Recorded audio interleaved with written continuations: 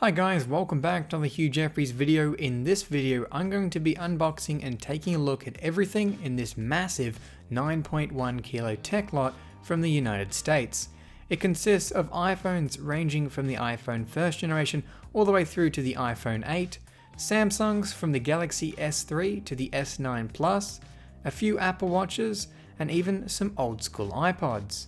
Now before I kick off this video, I'd like to do a huge shout out and thanks to the Wireless Alliance in the US. Last year alone, they recycled over 178 tons of electronic waste. If you're a US viewer, make sure you check out their trade-in tool to find out what your phone's worth in 30 seconds, link for which will be in the description. Right, let's get back onto the video. It's time to get everything out of the box and see what I received. This box contains a whopping 9.1 kilos of devices that was shipped from the United States. Cutting through the tape and opening up the box for the first time, you can see it is absolutely loaded with bubble wrap. Removing that reveals some iPads, and taking a look, it appears that we have 3 iPad Airs, and we can put those aside. Digging a little bit deeper and removing some more bubble wrap, you can start to see all of the devices packaged in there. Even for myself, this was actually a bit of a mystery tech lot, as I didn't know exactly what I was receiving. I actually thought the whole box might have been full by the look of it, but there was a little bit of space in that upper corner. You can see everything right here inside the box. I'm absolutely blown away. It is time to take these out though, so we can have a look and test some of these devices and see if they're iCloud locked or need some kind of parts and repairs to actually get fully functioning once again. If you're wondering how many devices in total were in this box, it was a whopping 47, and you can see them all laid out here on my desk. Taking a look at each of the devices a little bit more closely, we have a whole range of Ipod Classic 5th generations and Ipod Classic 3rd generations. We've also got 3 Ipod Touch 4th generations, 2 of which are quite scratched on the back, and the last one is almost mint on both the back and front, which is amazing for an Ipod Touch. We've also got 2 Apple Watches. One is an original 38mm and one is a Series 1 38mm. We've also got 2 iPhone first generations, one in pretty good condition and the other one in very bad condition. We've also got 3 iPhone 7s and an iPhone 8. We've got 2 iPhone 6Ss and 2 iPhone 6. These devices are in very good condition, both on the back housings, and the screens as well have no cracks. I got 3 Ipod Touch 5th generations, all 32 gig models, as well as a Galaxy S9, S8, and an S9 Plus. So the first thing I need to do is actually see if any of these devices I received work. Now there's a few that say unlocked on them, like that 7 over there I just plugged in, so I'm going to let that charge up and just begin looking and playing around with some of these iPods. You can see this one powers on, however it says low battery, and there seems to be some sad noises coming from that hard drive, so that one doesn't seem to work very well. I've also got an 80 gig iPod here, and this was actually already powered on when I took it out of the box, and works alright. It appears this screen has some dead pixels, so I'll need to replace that at some stage, but it does seem to work, and the hard drive is also reading and writing. I can test out some of these iPhone first generations, and plugging it in, you can see it immediately boots to the Apple logo before it goes flat and shows up with the battery charge sign. Pretty much the same thing here with this iPhone first generation, although it's in very bad condition. Also got 3 iPads, they're all iPad Airs. The unlocked one, which is on top, is a 16GB, and the 2 iCloud locked ones below it are 32 gig models. Taking a look at the 2 Apple Watches I got, both of them show no signs of life even after being left on the charger. One does, however, show up with the charge sign but goes no further. Taking a look at the Samsung Galaxies, this is a Galaxy S8. It was stone dead at the beginning, but after letting it charge, it booted up and loaded to the setup screen. Next is an S9 Plus. It was also stone dead, and turning it on, it booted up just fine. It seems to be locked to Verizon, which is a US carrier. Once it actually fully booted up, it is Google locked and has a patent password, so I'll need to wipe and reinstall Android on this S9 Plus to get it working again. Next up, we've got this trade-in Galaxy S9. So hopefully, because it is a trade-in device, it isn't locked and will hopefully work. Once it had some charge in it, it booted up and you can see there, Samsung Galaxy S9. Of course, it was also reset like the rest of the phones that I got. And I noticed at first that there is this little black smudge or dot on the screen, which seems to be an issue with the OLED panel. You can see that it isn't Google locked and I'm able to sign in or skip signing in with a Google account. So this one is good to go. Up next is this bent 16GB iPad Air that is apparently iCloud unlocked. And of course, to actually set this up, I'll need to remove this giant sticker on the front screen. Now this is also a Sailor iPad, so I'm able to put a SIM card in here if I go online and get it unlocked from AT&T.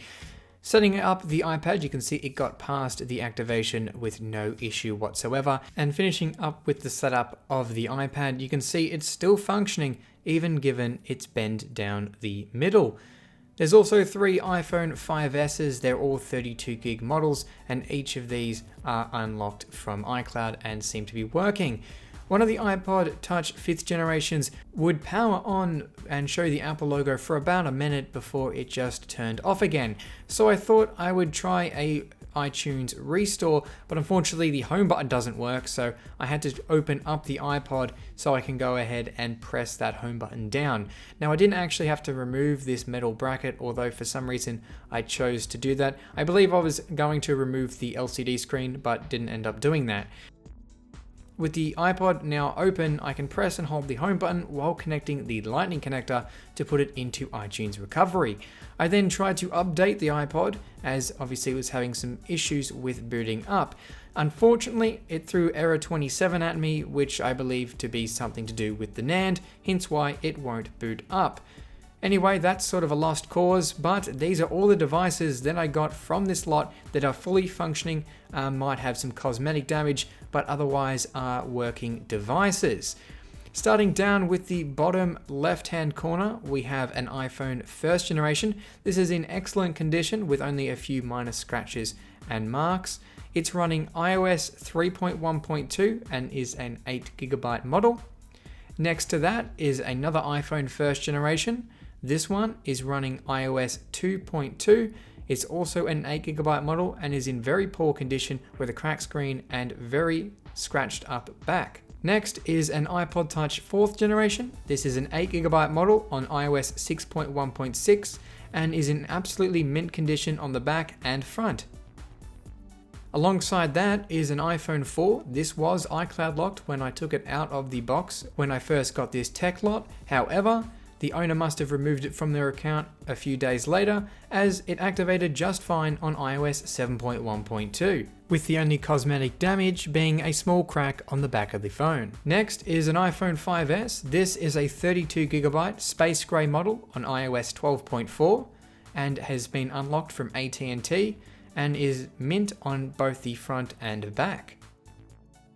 Next up is my Ipod Classic. I've actually been using this for about 3 weeks now as a sort of daily MP3 player. Have to say it works absolutely flawlessly except for the dead pixels in the screen, and it could do with a bit of a polish up. Next is another 5S. This one has a cracked screen. It was also unlocked from AT&T in the US, so it is now unlocked and will work with my Australian SIM cards. Lastly, for the 5Ss is another 32GB model on 12.4. This has a small crack in the screen and was unsuccessful in being unlocked from AT&T. I also got an iPhone 7 32GB on 12.4. This was locked to AT&T as well. AT&T refused to unlock the device, so I paid some website $50 to do it for me, and to my surprise, it actually worked and I'm able to use this now with my Australian SIM cards. It has a small dent on the back and the battery is at 95% health. Moving along to the Samsungs, we've got the Samsung Galaxy S8. This is locked to Sprint in the US. I contacted Sprint about this, however they refused to unlock it for some strange reason. It has a cracked display with a line going through it, but otherwise is a working device. Up next is a Galaxy S9 64GB. I've been using this for the last 3 or 4 weeks now, and it is absolutely immaculate on both the back and front. However, it does have a little black dot on the screen. Next is a red Galaxy S3. This is locked to AT&T and I wasn't successful in getting this one unlocked. Lastly for the S3s is this blue one, which I tried to get unlocked, but AT&T refused. They said that it wasn't an AT&T device. However, it's got AT&T logos all over it. Lastly is this Samsung Galaxy S5. Works flawlessly and is in absolutely mint condition on the back, sides and front, and is an excellent addition to my Samsung collection. I also successfully unlocked this device from AT&T. In terms of devices that should be able to be repaired in future videos with a little bit of work, is this Ipod Touch that doesn't seem to turn on. There's another one with a cracked screen, has bad backlight, but if you press hard enough on the display, it will actually turn on. It also has SHSH blobs for a version of iOS 5, so that can be downgraded later on as well. I also got a heap of Ipod Classic 5th generations. These have various issues such as hard drives, batteries, LCDs, and a whole range of different things. So I'm going to be repairing those as well as doing a few custom ones and putting some SSDs in those. I've also got 3 3rd generation Ipod Classics. However, I don't have a correct charger, so I wasn't able to even test these to see if they work. They do, however, have the 30-pin connection on the bottom, but according to some people I was talking to, you need a special 30-pin to FireWire adapter. 2 Apple Watches also didn't work, however, they pretty much should only require a new battery. And in terms of the iCloud lock devices, we have 2 5Cs and 4 iPhone 5s, 3 iPod Touches, 2 iPhone 6, 2 iPhone 6s, 2 iPhone 7, and 1 iPhone 8. So that's it, my entire 47 device tech lot that weighed, when it was in shipping, 9.1 kilos. That is a lot of devices.